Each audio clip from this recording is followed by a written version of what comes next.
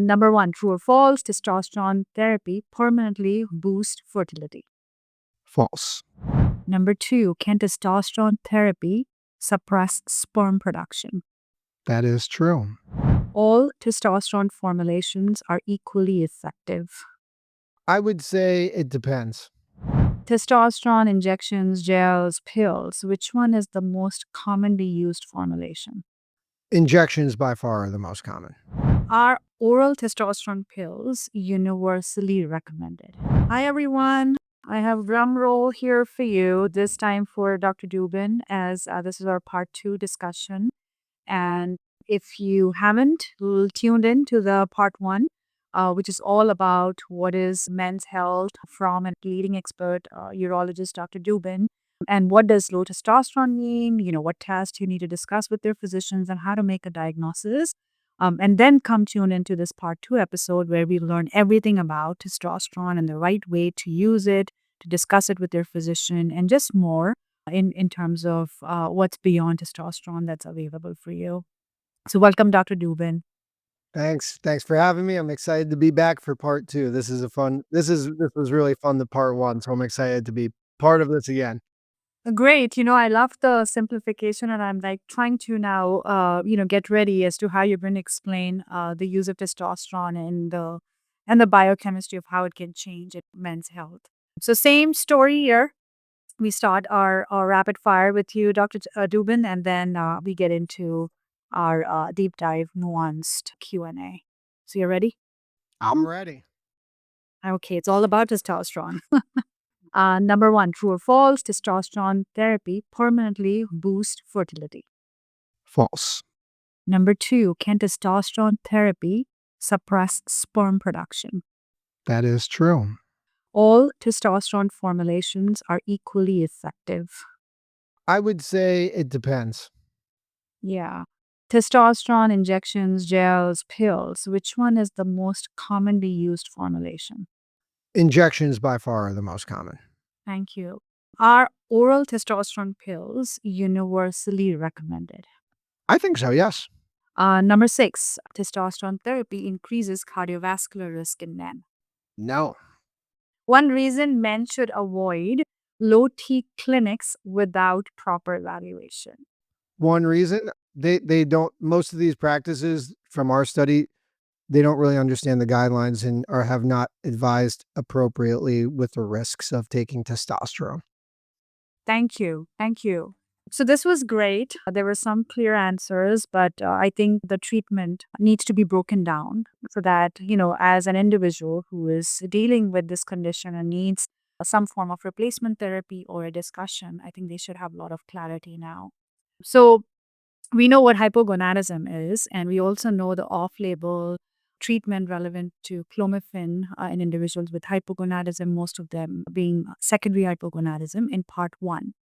So if you can tell us when or what kind of patient, even if it's a patient scenario, that you would start initiating this discussion for testosterone therapy in what scenario? So low testosterone, you've already looked at their other secondary causes or primary causes. You have a diagnosis and they have symptoms, of course. How do you initiate that discussion? So I think first off, if someone's coming to me, I diagnose them with low testosterone. We talked about the diagnosis, signs, symptoms, low T times total T, less than 300 times 2. Obviously, a little bit of gray there. But when I'm having the conversation about them being an eligible candidate for taking real deal testosterone replacement therapy, I think about the risks associated with testosterone, and that will help guide me, right? So when we think about the risks of taking testosterone, the biggest one I always think about is it causes infertility. And I think a lot of people don't understand that because you're like, wait, you need testosterone to create sperm. We talked about that pretty much. The pathway is linked with sperm. So why would taking testosterone kill your sperm? Well, it's because we have to go back to that HPG axis. And so we talked about how FSH, LH send a signal to the testicle makes sperm and testosterone, and then there's a feedback loop of estrogen and inhibin B and all these things that can tell the brain that they're making enough testosterone. Well, When you take exogenous testosterone, which is testosterone replacement therapy, testosterone from outside your body, that's not being made by your testicles, but your body and your brain is still getting the feedback loop. And so your brain is saying, "Oh wow, we're making enough testosterone. We don't need to make any more." So it stops the signal of FSH to FSH and LH in your pituitary to be made. FSH and LH become pretty much zero, which means your testicle is no longer making testosterone and it's no longer making sperm. Your testicles can atrophy after a while and they may not recover the ability to make testosterone. They typically do recover the ability to make sperm. That's a story for another day. But so taking testosterone is two things. One, it's something that kills your sperm. It causes infertility. About 60% of men, only after 4 months of taking testosterone, have no sperm in their ejaculate. It also is something that when I put someone on it, you're on it for life. You're not a 21-year-old gym rat who's trying to do these cycles of TRT or anything. When I put you on this medication, you are on it for life. And that's a really important thing that I stress to my patients. I make sure that they have no longer have desire for fertility or want any more kids or want any kids. And two, I want them to understand that they're committing themselves to a lifetime use of a medication. The other things that we talk about for risk is that, testosterone can increase your red blood cell thickness. Testosterone's an anabolic steroid, right?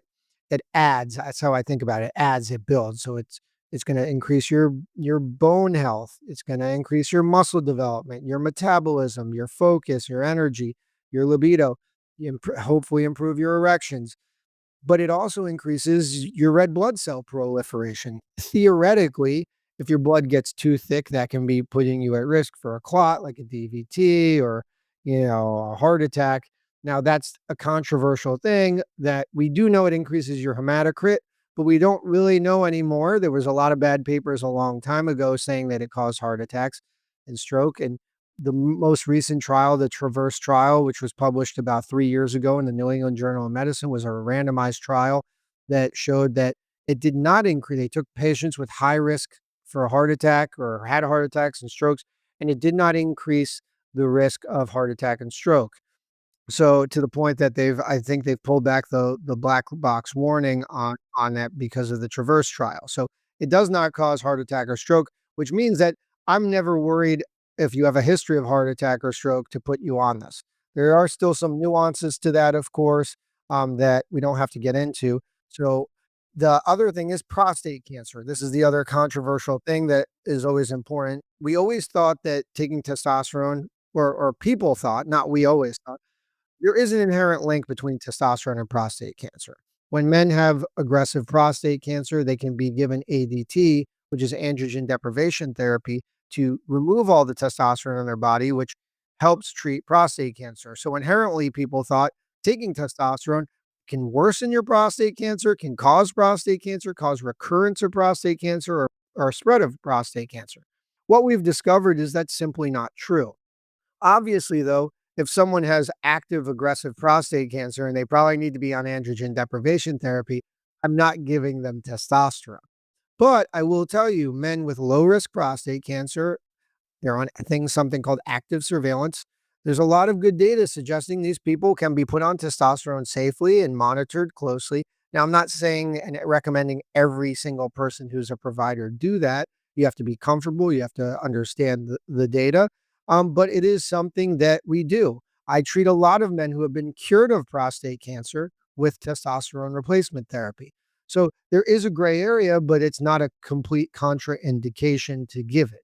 So the people that I think are the true purest form of not who should not get testosterone are people who want future fertility. That's kind of my stop and gap.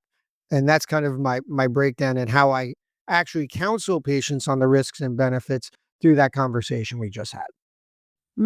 Yes, again, it's simplified, and you highlighted the fertility aspect of it. And thank you for sharing about a young generation.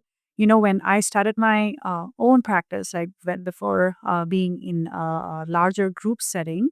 My first 4 or 5 consultations were coming from TikTok of young kids between 18 to 25.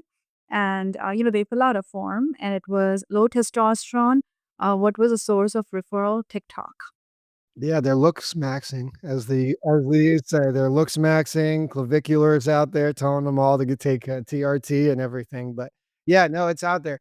We did a study on TikTok and Instagram. We looked at men's health topics, testosterone, male infertility, Peyronie's disease, erectile dysfunction, semen retention, and all the data is horrible on TikTok and Instagram. It's mostly not given by providers. Someone's trying to sell you something. So, you have to go. I'm glad that they went to you. Honestly, kudos to them to actually finding an endocrinologist and a doctor to actually get information from instead of just buying some stuff. So I actually give those guys credit, but you're right. It is something that is grossly being exaggerated out there, and people are making profit out of it for sure. Yeah. Since you say that, I wanted to share, this was also shared in part one, that Dr. Dubin has his own podcast, Man Up podcast, and it's on Man Up. So for men's health, if you had to, if you're looking for resources, just go tune into his podcast. He's got diverse, like so many topics, and I usually let my patients know about the education plethora that's out there in several episodes. So don't miss out on that one for sure. So thank you, Dr. Dubin, because you really, I think you mentioned this at the introduction or when we were chatting about, men not or the sense of being ashamed of, oh, I have erectile dysfunction, or oh, low libido can't happen to me, or how will I discuss this with my physician or even my spouse. That should be out there. Like we need to get those inhibitions out and those barriers out when there are exchanges between the physician and the patient, or even with the couple and the physician. So thank you. So testosterone, you've told us, the specific things which need to be eliminated or looked at when you're bringing this about in the discussion. And then in the rapid fire, you mentioned that injections are the most common formulations. So, can you enlighten us with just more insights on what are the formulations which are approved, what are available, and then what are the usual go to ones, or any pros and cons with either of those?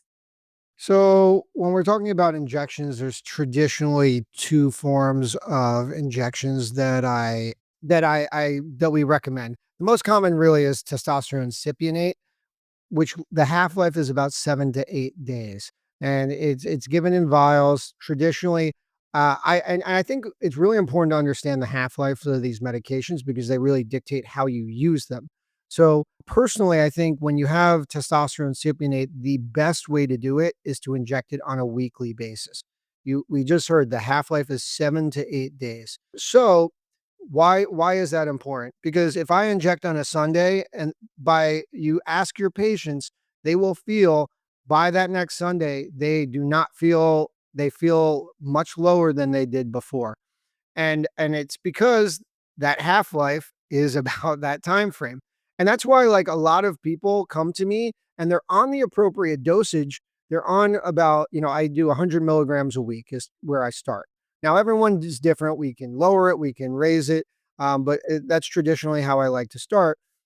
But a lot of patients come to me, they're on testosterone cypionate, but they're not happy with how they feel. And I ask them how they're taking it. And their provider often says is doing it one injection, 200 milligrams every 2 weeks. Now, although that is equivalent, if you understand the pharmacology here, you know, you're going to be blasted off to the moon for that first week. And you're going to be coming down pretty hard on the second week that you just don't feel even keeled.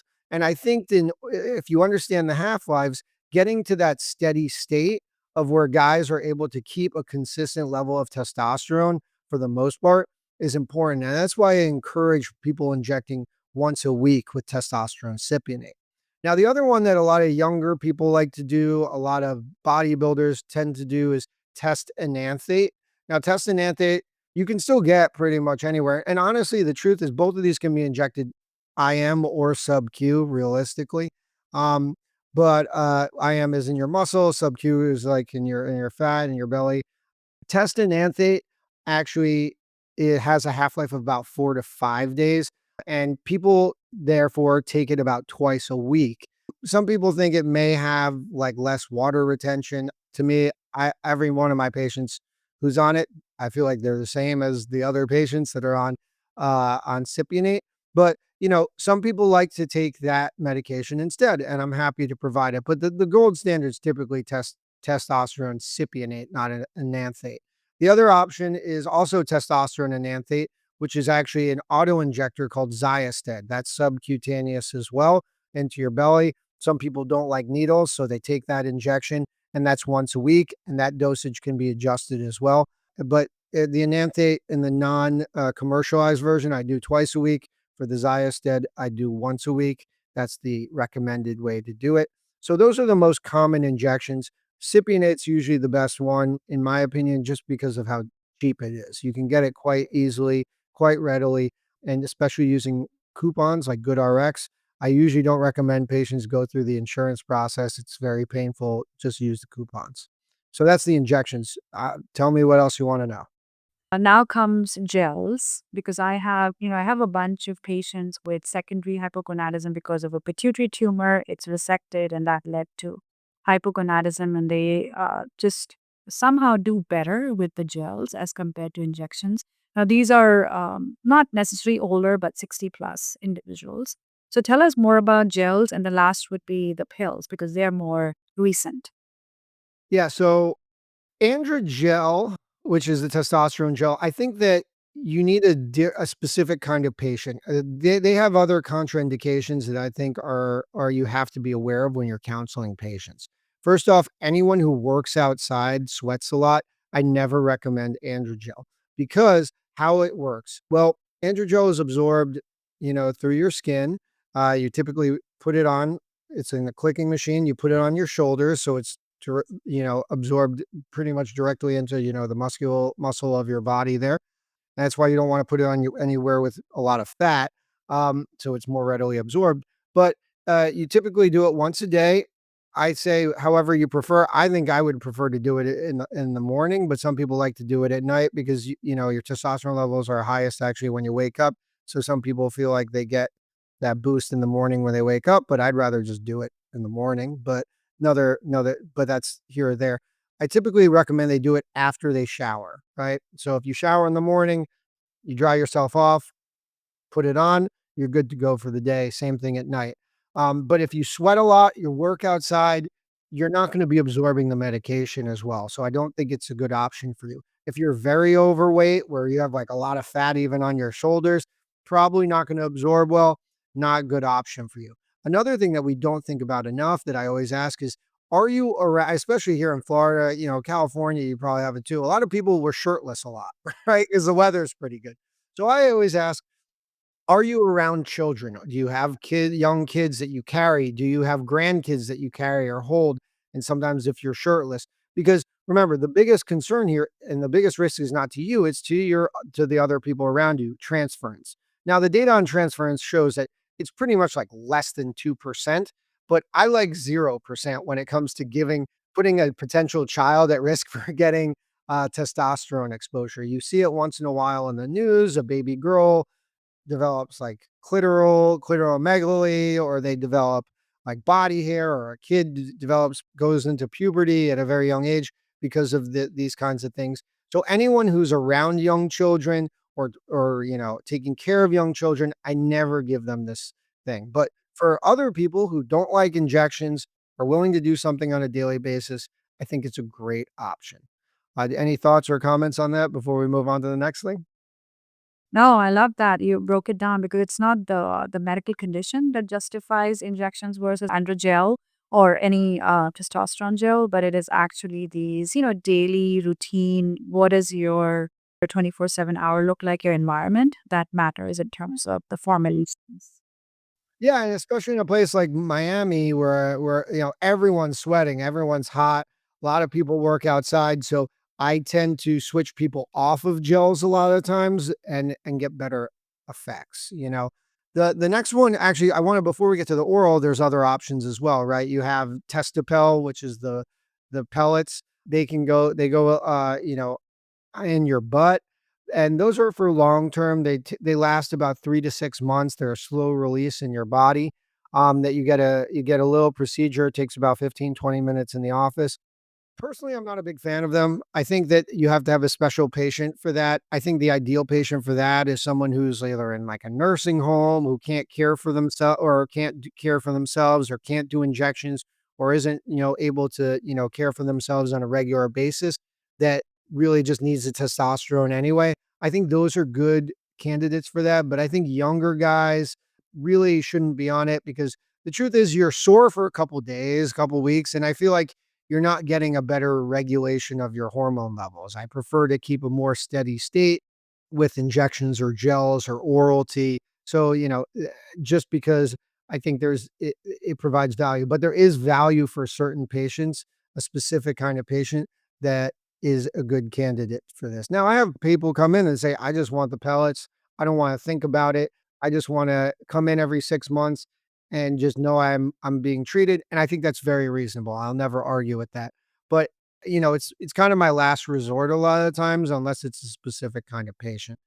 There's something else called long-term injections of Veed. It's much less commonly seen, just because insurance is a problem to get it approved.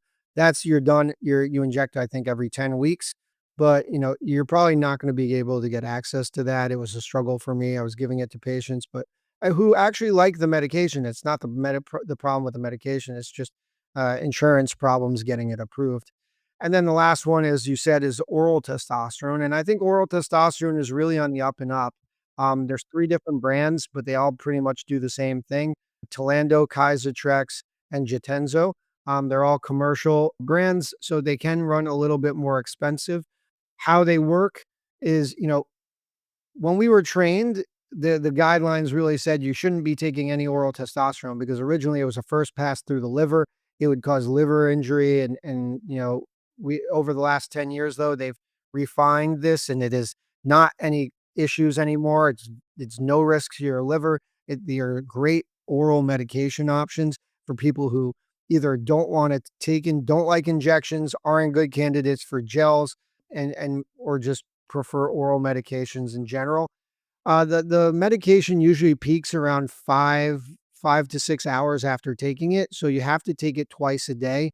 You take it once in the morning, once usually at lunchtime or at night, depending on how you want. If you need, like, instead of a coffee boost, I tell my patients you can time that however you want to do it. Like around 3 p.m., you can get a little nice boost with the second testosterone.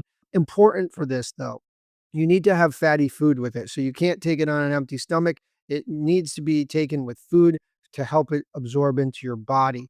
And one of the actual benefits of this is we discussed one of the risks of taking testosterone is, polycythemia, which is increasing red blood cells or increasing your blood thickness. This is actually the only testosterone option that does not increase your red blood cell thickness. So, on occasion, you have patients who are very sensitive from testosterone. Their blood thickness goes too high, and we don't want to put them at risk for other issues. So, for those patients, this is a really excellent option that is usually approved through insurance because we've shown they've failed other options that don't work for them.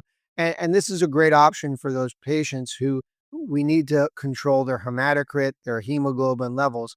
And you're getting the impact of the testosterone without getting that rush of the increased hematocrit.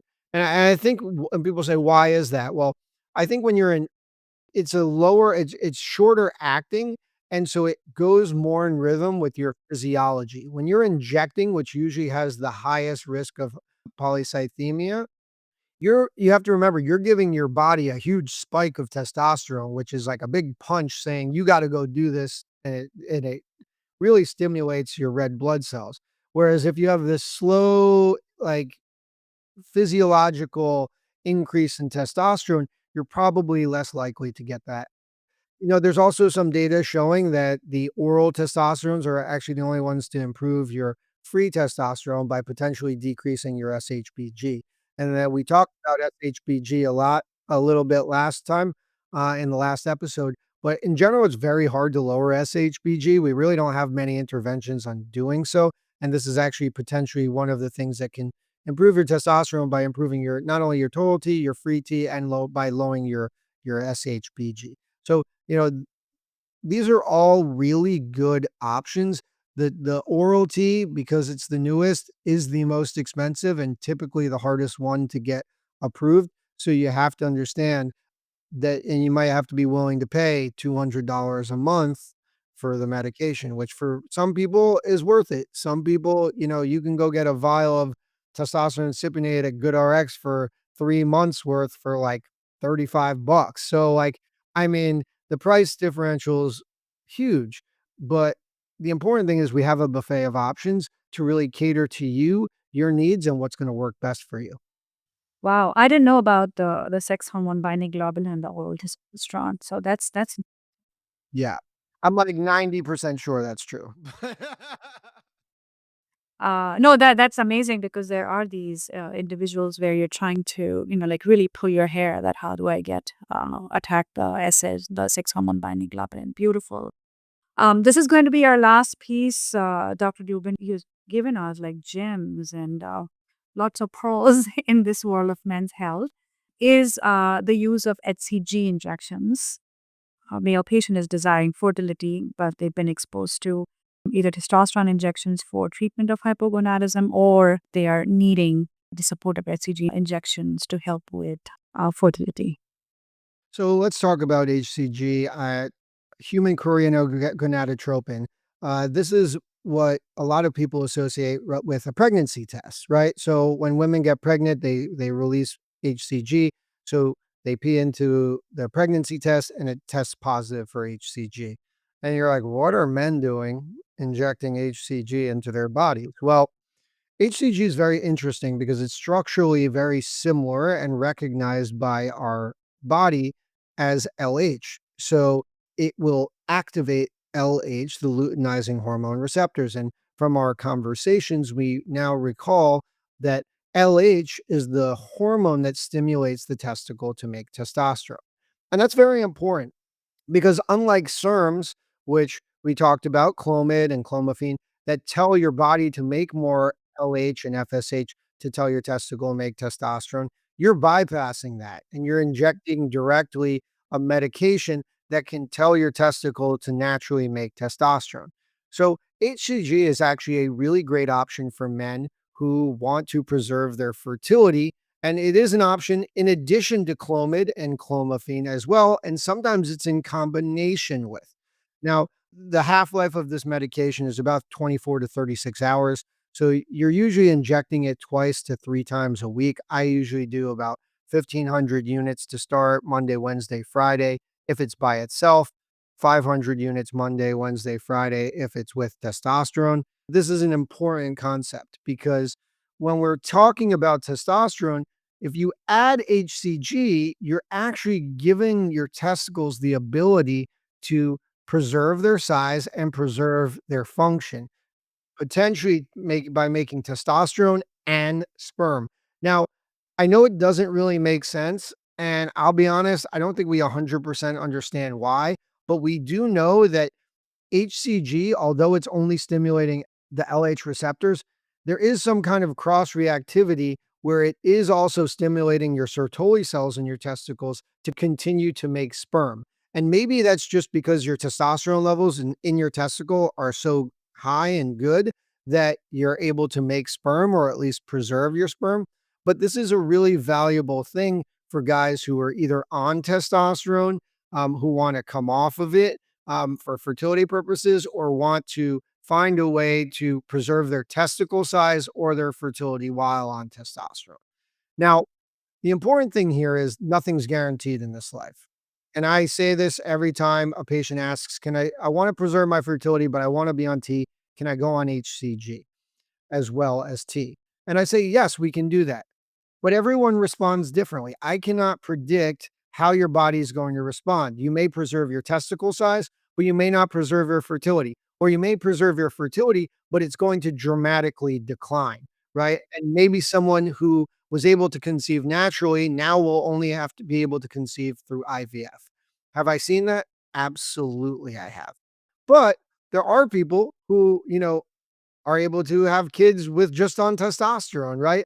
But when we're talking about the odds, I really prefer to not keep people on testosterone and just give them either Clomid and clomiphene or a combination of HCG with those or just HCG.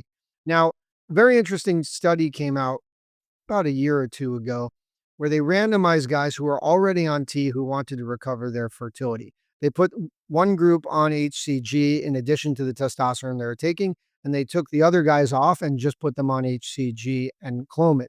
And the recovery rates were actually the same, believe it or not, of sperm, which means that HCG with testosterone is potentially a viable option for sperm recovery. Now, is it my choice? No.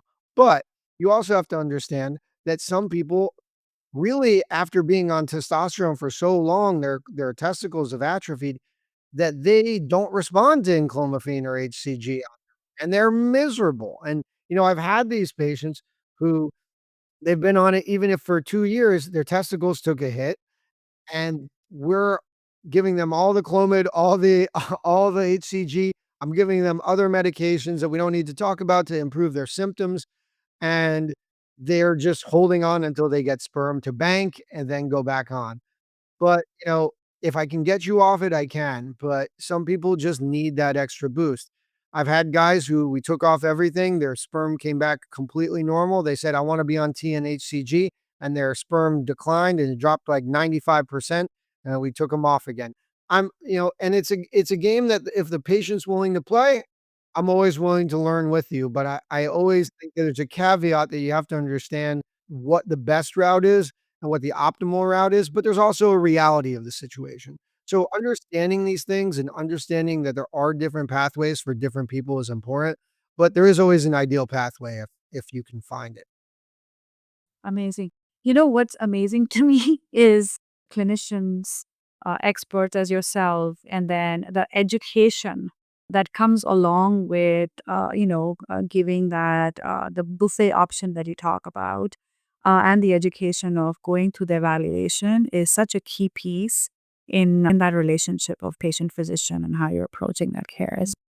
Yeah, I think we're really lucky in the space that I have is for almost everything that I do, there's not just one option. There's autonomy in you and your body and how you want to proceed with how you want to take a medication, what you want to take, what your goals are. And I think that is a real key to having a patient buy in because sometimes if you say, "Hey, you're taking this," and they're like, "Well, what are the other options?" And you've seen patients, I've seen patients. Well, no one told me I could do this, and it's like, yes, you can do that. And they're like, well, I would have loved to have done this. I would have listened to the doctor. I would have used this medication if I knew that this was an option. But when you're providing just one route that where there's many, I think a lot of people won't buy in. So, like giving the options, allowing them to really buy into their care because they think that's the best path for them, I think really makes a big difference at the end of the day. It does. It does. And to my friends, people, audience tuning in, watching this episode on YouTube, wherever it is, take this as your library of resources. The two episodes that Dr. Dubin really dived deep into what is hypogonadism, what is low testosterone, the workup, and the clinical evaluation, and just the walkthrough to every treatment option that you have. You literally could listen to both of them and then educate yourself. And it could also be having a discussion with your clinician, whoever, whichever physician or clinician you're seeing who's taking care of you, or you need to ask specific questions. You have all the answers in these two episodes. I love it, Dr. Dubin, and I really appreciate and it feels like it's an honor to have an expert as yourself break it down for men's health. Oh no, yeah, I'm just a guy. I'm just a guy who likes to talk about other stuff. Yes, that's being humble. But thank you so much. It's a privilege to have such specialists in communities where it's far, I don't know how many miles that would be, what 1,400, 1,500 miles away, but you're spreading education. Yeah, probably more. Yeah, this is like half of United States. I think it's double. Yeah, I think it's double. Yeah, I think it's like 3,000. I was gonna say like 3,000, 4,000. Yeah. Yeah, that give you 3,000 something. Yeah, so I really appreciate it. And thank you so much for joining us and breaking everything down and simplifying it. My pleasure. Thanks for having me. This was really fun.